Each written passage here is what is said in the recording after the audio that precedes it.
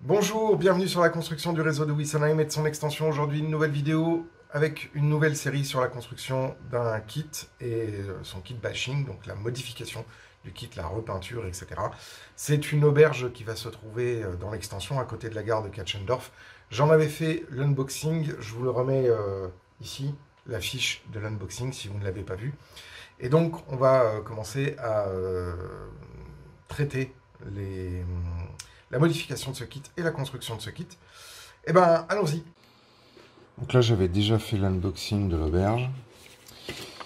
Et on va donc commencer à voir un petit peu les premières étapes, qui est la fabrication des murs du rez-de-chaussée. Donc, il me semble que le mur d'enceinte n'est pas à la bonne couleur. Donc déjà, on va sortir les plaques qui concernent les murs d'enceinte. On va voir ce qu'on peut faire. Alors voilà, j'ai les 4 murs d'enceinte qui sont gris. Et donc, par rapport à la couleur que je voudrais, il va falloir que je les peigne en évitant de caviarder ce qui a été fait ici. Donc il faut que je vois un peu la couleur que je veux mettre, étant entendu que j'aimerais bien avoir un traitement qui me permette d'avoir un mur un peu plus rose.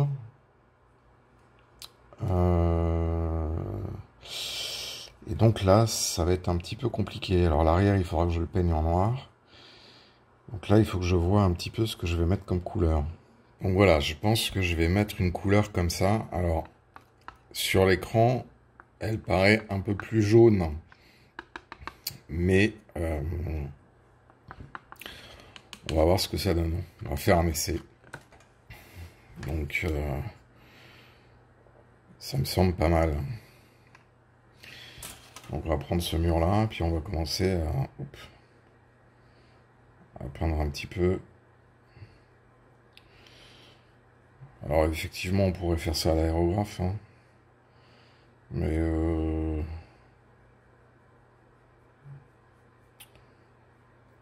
va s'en sortir comme ça. Hop. Après, on fait des mouvements un peu verticaux, enfin dans le sens du mur. Voilà. Là, ça commence à être pas mal. Alors là, ici, on va faire les murs suivants en évitant de caviarder la teinte. On va voir ce que ça va donner.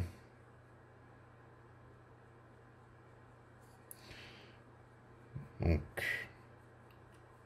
là, la teinte est caviardée. Mais on va rattraper le coup avec un peu d'essuie-tout.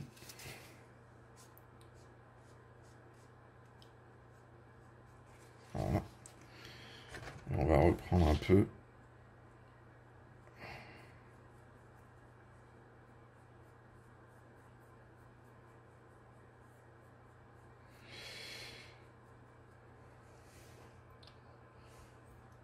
de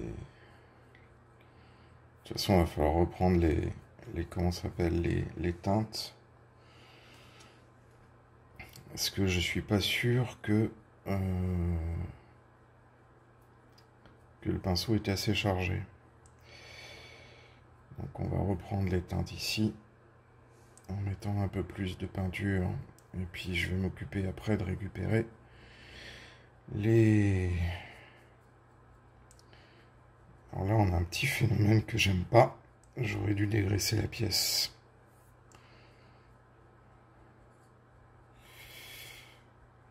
Il va falloir rattraper ça. Ça, c'est pas cool, ça. Reste ici, toi. Donc là, on va essuyer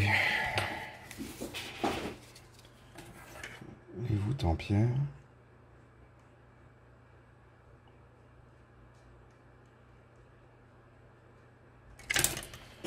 Et on va venir refaire quelques passes de pinceau.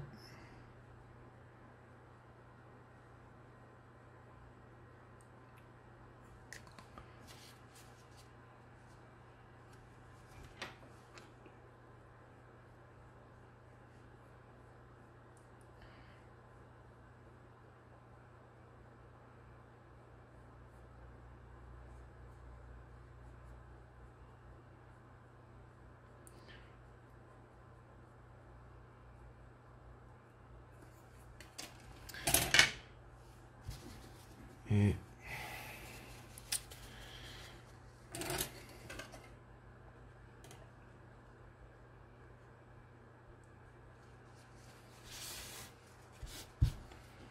j'en fous sur ma table, c'est pas terrible.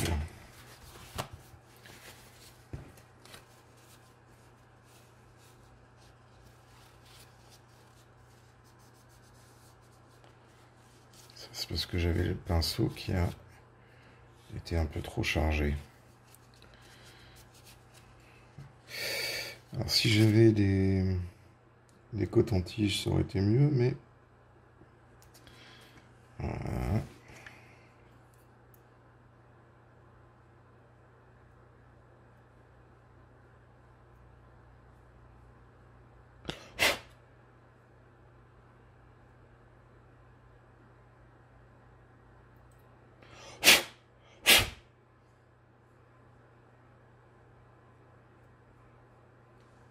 Voilà. Donc là, on va reprendre au coton-tige les voûtes. Et on va reprendre un petit peu de détail ici, comme ça.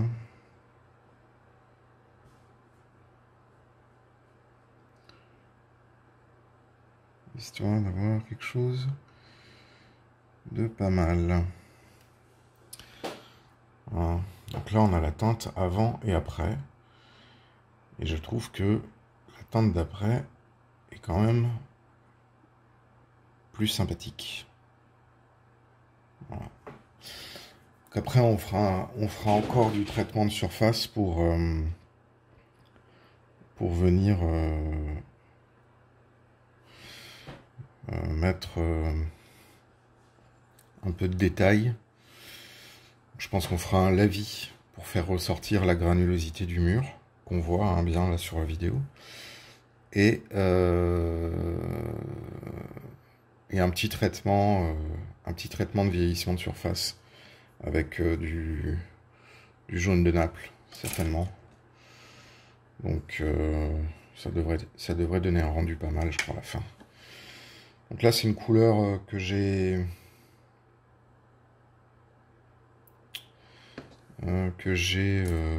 utilisée aussi pour la halle. Donc je reste dans mes teintes. Donc ça, c'est pas mal.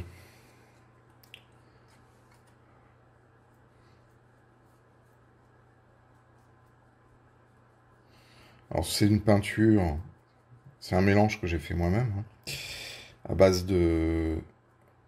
d'acrylique à l'eau à Amsterdam. Voilà, on voyait vraiment, hein, il va falloir appuyer pour faire partir le traitement de surface de démoulage. J'ai été idiot, j'aurais dû la dégraisser avant.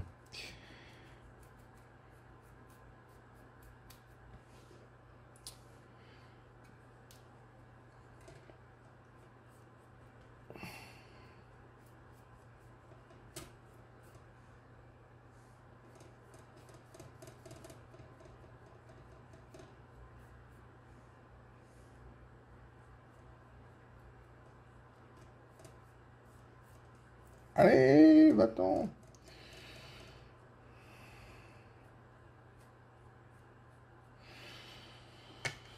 Ah. On va reprendre le petit coton-tige, on va enlever les surplus.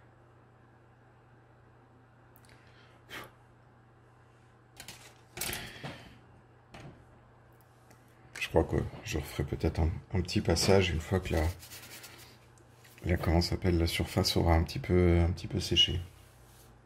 Voilà, donc maintenant la teinte a été appliquée. Je vais attendre que la pièce soit sèche pour voir si je fais quelques petites retouches ou pas. Mais pour le moment, je trouve ça pas mal. Quand on compare avec la couleur derrière, je trouve qu'on a un rendu qui est assez sympathique. Donc une fois qu'il y aura le traitement de vieillissement de surface, avec simplement peut-être un petit lavis terre de ciel, enfin un petit lavis grisâtre, et puis ensuite après un petit brossage à sec blanc pour faire apparaître des défauts sur les murs, je pense qu'on aura quelque chose d'assez sympathique. Donc on va attendre que ça sèche ça bien gentiment. Je vais mettre ça quelque part. Et maintenant, je vais regarder...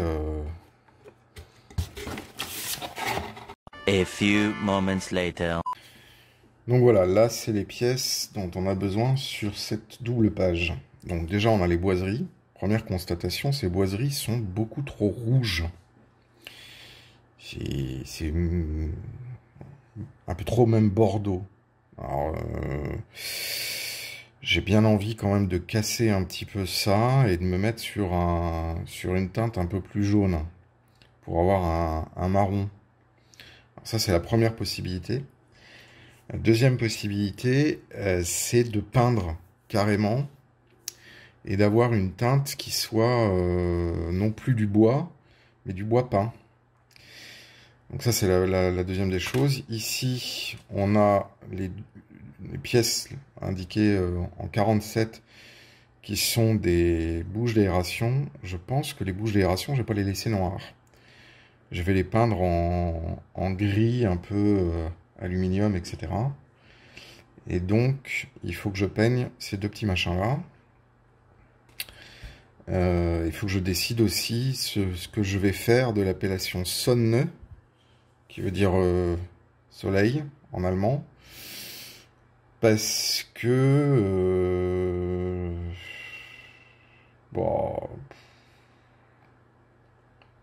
je sais pas très bien ce que je vais faire. Ça me plaît pas des masses, en fait. J'ai pas vraiment envie de...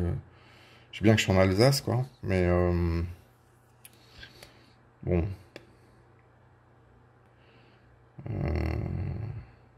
bon, je vais peut-être le laisser. Peut-être le laisser. En tout cas, c'est très joli. Hein. C'est très joli. Bon, moi je vais déjà commencer par mettre du gris. Si on met des trucs d'aération, ça sera déjà pas mal. Donc là, j'ai pas fait l'erreur que j'ai fait il y a quelques instants. J'ai lavé la pièce avec du liquide vaisselle. Et en lavant la pièce, je me suis rendu compte que il y avait une tampographie qui va pas se voir, évidemment. Ça va pas se mettre au point. C'est très contrariant. Voilà, si, on la voit. Donc il y a une tampographie sur hôtel-restaurant et Sonne et sur le Petit Soleil, qui est pas franchement super évidente, quoi. Donc du coup, ça me donne une idée qu'il va falloir que je le refasse une fois que je vais repeindre. Et donc là, j'ai décidé, je vais repeindre des boiseries dans un bleu un peu particulier. Donc c'est un bleu qui aura une composante un peu jaune et qui sera un peu foncé. Donc, pour ça, on va commencer à faire le mélange de couleurs. Bon, maintenant que j'ai ma teinte, eh ben, on va peindre. La pièce a été dégraissée. Et puis, bah là, on va y aller franco.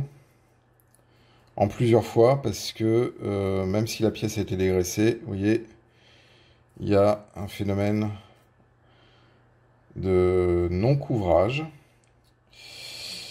Ça, c'est bien pénible. C'est bien pénible.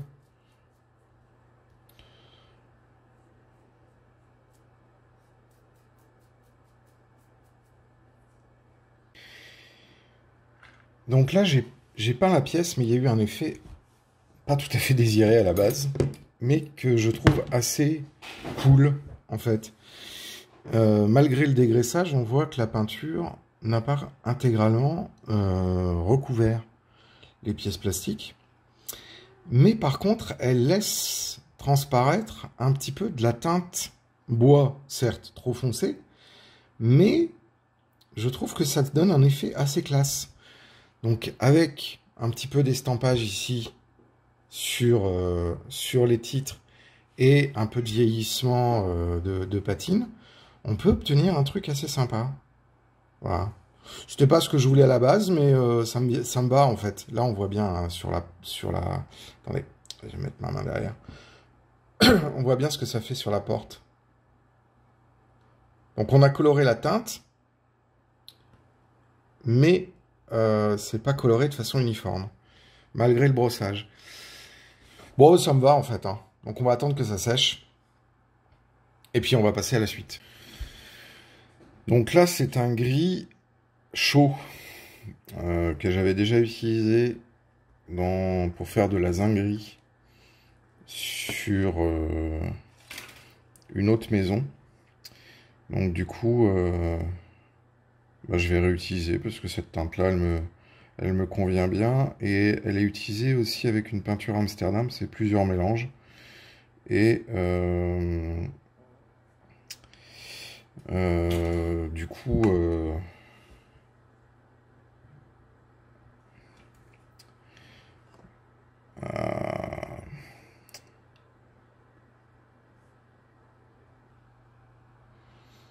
Donc là, le but, c'est pas de couvrir, en fait, c'est de teinter le blanc pour laisser apparaître ensuite, après, un peu de comment ça s'appelle, de détails, pour faire réapparaître les détails, sachant qu'en séchant, ça va se voir mieux. Voilà. Alors, dans ces nouvelles gammes, Faller utilise un procédé dit de pré-patine. C'est-à-dire qu'en gros, les plaques sont plongées dans un bain d'une peinture très diluée, et quand ils ressortent, du coup, on a déjà un effet qui, dans certains cas, passe plutôt bien, et dans d'autres, mériterait un petit peu de retouche.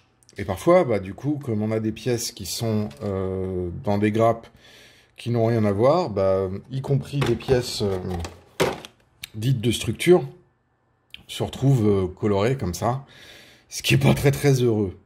Bon, après, ils ont toujours maintenu leur espèce de support de lampe à ampoule. Bon, on s'en fout en fait, donc voilà. Donc ça va être le support de la maison. Donc ça veut dire que la maison, l'hôtel, a cette superficie-là. Je pensais qu'il allait être un peu plus grand. Mais c'est pas mal, hein. Ça va faire une belle surface. Donc là, on a la base. Et puis, on va regarder nos murs. Voilà. Donc là, les murs sont secs. Et c'est quand même mieux. Vous voulez que je vous montre? Voilà. Ça, c'était la couleur d'avant. Et ça, c'est la couleur de maintenant. Alors, il faut faire attention, hein, la luminosité ici dans cette pièce est beaucoup trop chaud, hein, donc c'est pas tout à fait les bonnes couleurs. Je ferai des photos que je mettrai sur le fil de construction du réseau, et ça vous permettra d'avoir les teintes définitives. Mais là, déjà, ça a quand même plus de classe. Donc, on va dégrapper tout ça, et on va commencer les assemblages une fois que les boiseries seront sèches. Voilà, donc les pièces sont dégrappées. Alors, petit rappel, quand on dégrappe une pièce en plastique, hein, on coupe pas au ras, on coupe un peu plus, et ensuite, après, on vient éraser au cutter X-Acto. Et pour être sûr que la tranche soit bien dégrappée, on prend son t-shirt, on met son pouce, et on passe. Et si on sent pas de résistance, c'est que c'est correctement dégrappé. Voilà. Donc là, les pièces sont prêtes à recevoir les assemblages. Vous vous souvenez des deux petites pièces que j'ai peint en gris? Et ben voilà, on vient de les mettre sur les deux pièces. Voilà. Ça fait pas mal, hein? Donc en attendant que les boiseries sèchent, vous vous souvenez que je vous avais dit que je voulais pas garder les colombages en gris.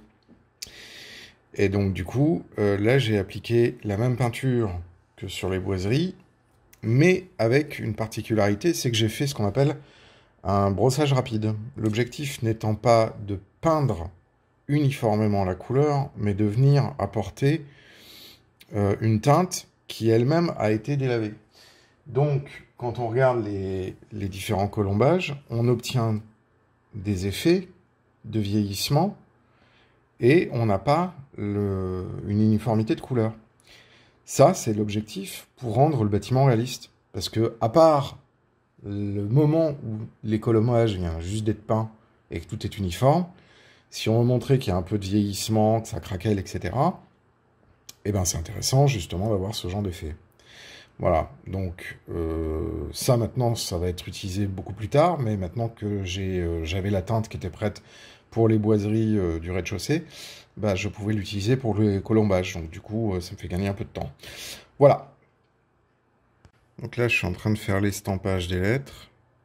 C'est pas très très simple. Faut y aller un peu à la cool. Et il faut un coton-tige qui n'est pas trop pelucheux.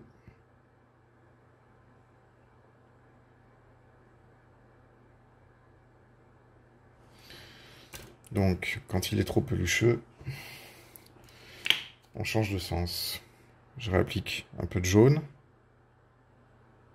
Donc je mouille le coton-tige. Je le tourne pour me débarrasser de l'excédent de peinture. Et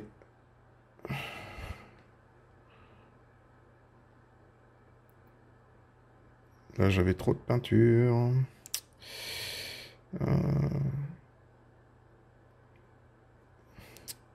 Zut. Zut, zut, zut.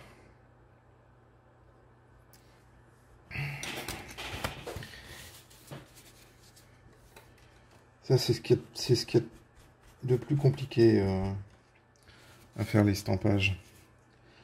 C'est pas simple. C'est pas simple du tout, donc...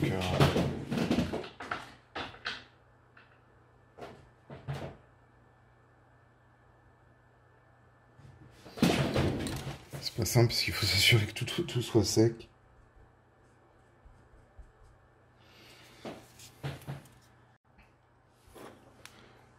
Voilà, donc là j'ai réussi à récupérer un estampage assez sympa sur le lettrage. Voilà.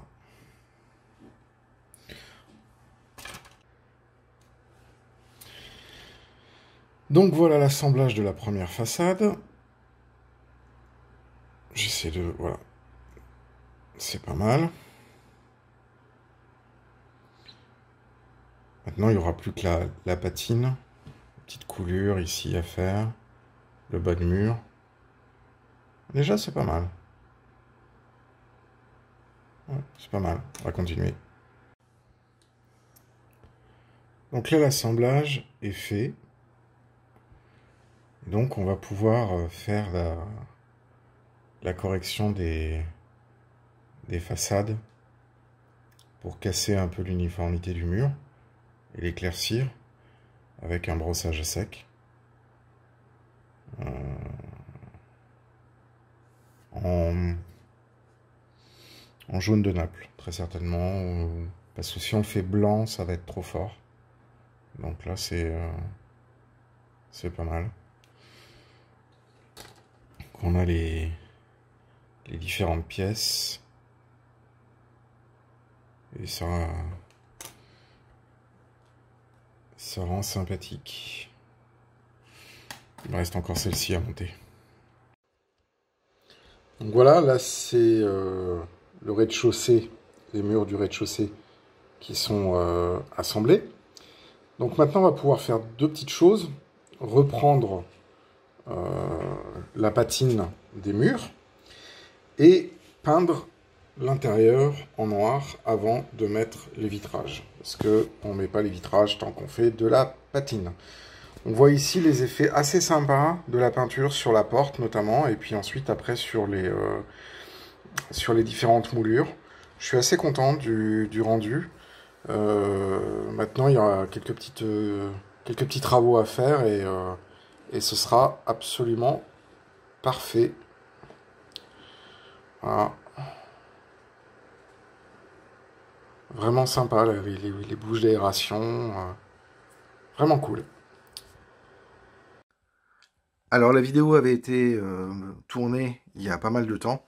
Entre-temps, j'avais quand même pas mal avancé sur la construction de l'hôtel. J'ai pas forcément les rushs.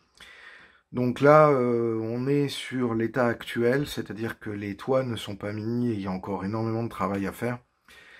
Mais voilà, je trouvais que c'était intéressant de vous montrer un petit peu le résultat en situation sur le réseau.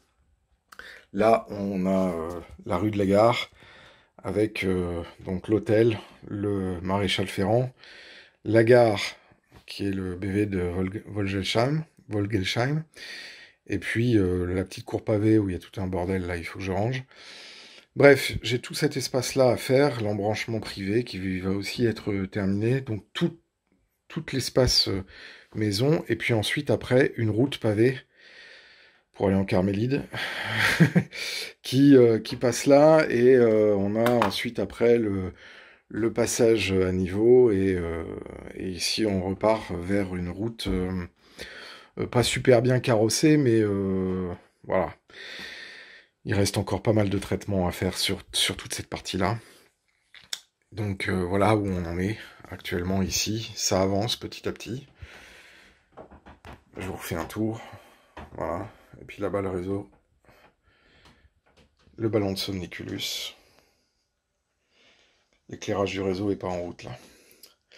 Voilà. Si vous avez aimé la vidéo, n'hésitez pas à laisser un message dans l'espace commentaire. N'hésitez pas non plus à vous abonner à la chaîne si ce n'est pas déjà fait. À nous mettre un petit pouce vers le haut. Ça facilite le référencement de la chaîne sur YouTube et à faire connaître la chaîne. Moi, je vous dis à très bientôt pour d'autres vidéos de décor. Et d'ici là, je vous souhaite une très bonne journée. Ciao!